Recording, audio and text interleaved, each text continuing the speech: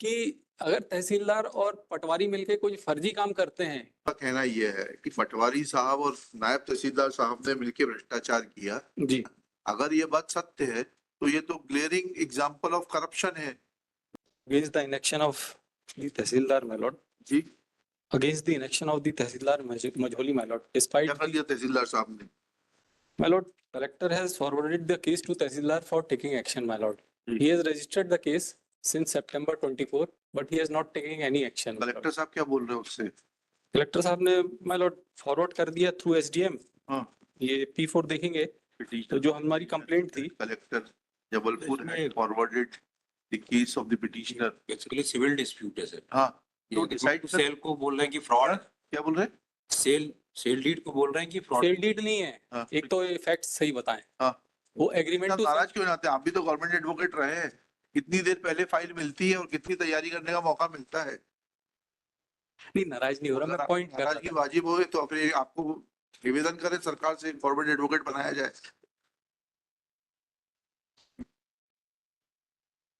Sir वो उन्होंने क्या है, धोखाधड़ी करी। नहीं, किस फॉर्म में धोखाधड़ी करी है? उन्होंने क्या किया सर, एक जमीन का एग्रीमेंट टू सेल बनवाया। हाँ। उसको पटवारी और तहसीलदार की मदद से, जो पहले के थे आरआई की मदद से, उन्होंने उसको चढ़वा लिया अपने नाम से। हाँ। और उस बेसिस पे उन्होंने फिर रजिस्ट्री कर दी।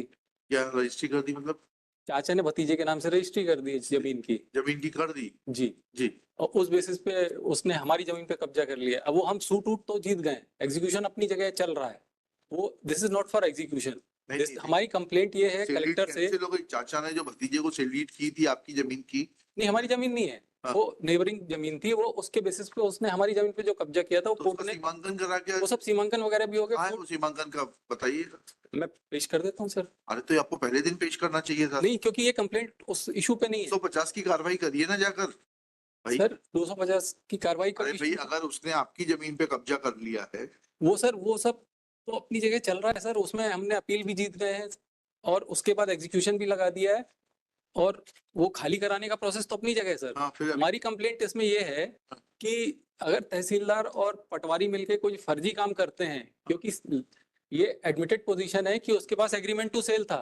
हाँ। और एग्रीमेंट टू सेल को कैसे उन्होंने के बेसिस पे उसके नाम से जमीन चढ़ा दी? एग्रीमेंट टू सेल के बेसिस पे किसी के नाम से जमीन नहीं चढ़ सकती है, क्योंकि एग्रीमेंट टू सेल से कोई टाइटल ट्रांसफर ही नहीं होता है। हाँ, वो तो ठीक कह रहे हैं आप। तो तो सर, लोकायुक्त को दीजिए ना कंप्लेंट इसकी, सर तहसीलदार साहब और इनके खिलाफ, पटवारी साहब के खिलाफ। आपको लिबर्टी देते हैं, लोकायुक्त को दीजिए, वो भ्रष्टाचार की जांच करे। वो भी उनको भी कर चुके हैं सर कंप्लेंट। हाँ, मैं पेश कर देता हूँ। हाँ, पेश क्या करना है उनको? आपको बोल रहे हैं ना तो परस्यू, और लोकायुक्त को डायरेक्शन दे देते हैं कि वो आपकी कंप्लेंट पे एक्शन लेके रिपोर्ट फाइल करे। सर वो उसमें भी कार्रवाई हो रही है, ऐसा मेरे को बताया था क्लाइंट ने। क्लाइंट ने बताया था तो वही कार्रवाई प्रोसीड। भाई देखिए, आपका कहना यह है कि पटवारी साहब और नायब तहसीलदार साहब ने मिलकर भ्रष्टाचार किया जी, और एग्रीमेंट टू सेल के बेसिस पे उन्होंने पर वो जमीन नाम चढ़ा दी नाम उन्होंने। चढ़ा दी। ठीक है ना? अगर ये बात सत्य है तो ये तो ग्लेयरिंग एग्जाम्पल ऑफ करप्शन है। लोकायुक्त क्या करेंगे? उनको भी तो कुछ काम दें अपन।